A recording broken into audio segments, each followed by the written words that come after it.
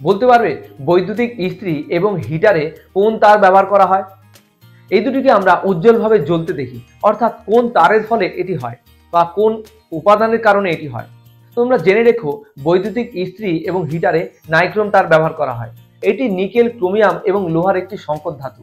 সাধারণত এই মৌলিক ধাতুর তুলনায় এই নাইক্রোম তারের রোধ অনেক বেশি হয় এবং উচ্চ গলনাঙ্কযুক্ত হয়। এদের ক্ষয়ও খুব কম হয়।